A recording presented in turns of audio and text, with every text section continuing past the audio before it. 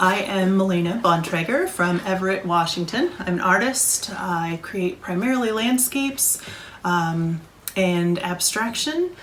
I'm going to talk to you today a little bit about my technique, introduce you to what I'm working on right now, and then I will give you a short studio tour. I've been creating with a combination of ink, graphite, and acrylic medium for about the last 15 years or so. My interest in landscape is, I feel like it's very metaphorical for life, for human experience, and the way that we experience our emotions and the situations, the way that we experience the fragmentation of life and how all those parts amazingly fit together. And often in the moment, we don't see them as anything other than difficult sometimes, or beautiful and amazing.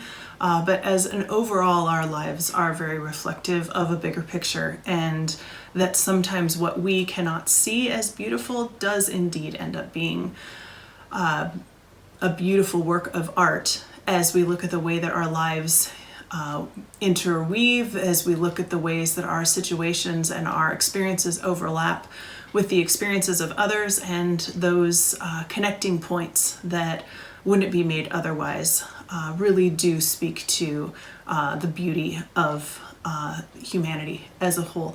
So the way that I do this, the way that I convey this is through line. And line for me is very powerful. It carries a lot of emotion that reflects strength, that reflects timidity, that reflects fragility.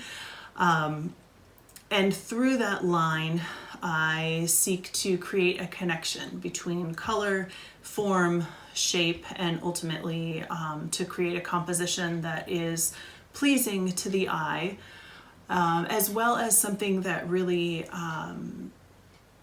requires a stopping and a considering. So my art is not intended to just be beautiful, but is rather intended for connection, for discussion, for stimulating conversation. I do believe that's what art should be about, and that is why I create, is to promote community, to connect with others, and to create a space where people can connect with my art and whatever that might bring up for them.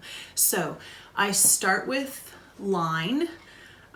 Usually, I should say, I have traditionally started with line, where I start with an ink. I'm using India ink pens, and I start with line. I draw my landscapes or my shapes, and just kind of let them flow freely. I'm changing that up a little bit. So in the past year, I've also I've started with doing a lot of underpainting first before the line, which is a little bit newer for me.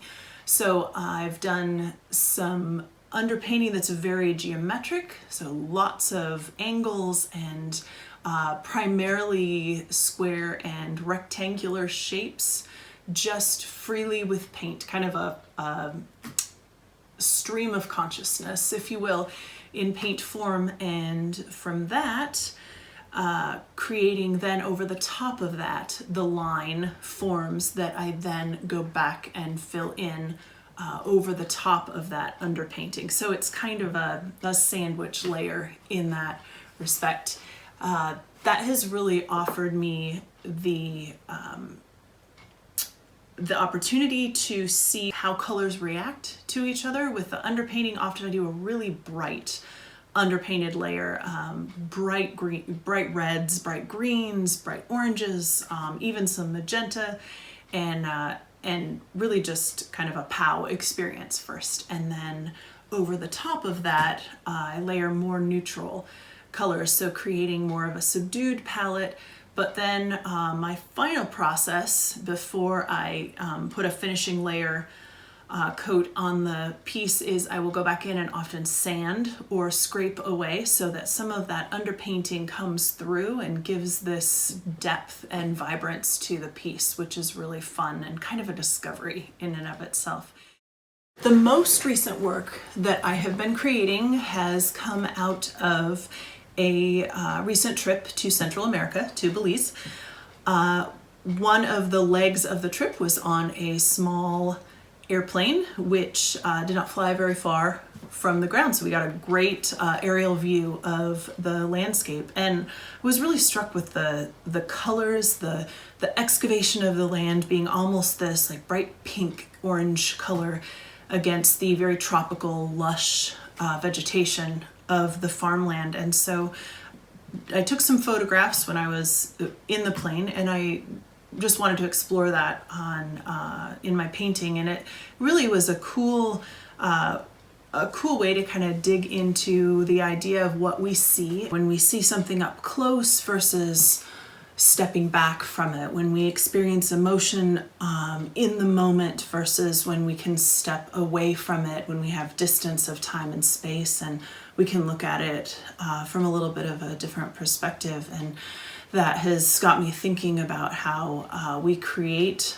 our perceptions of each other, how we allow ourselves to interact with our communities, what prejudices do we have, what preconceived notions do we have of people and groups and the world around us.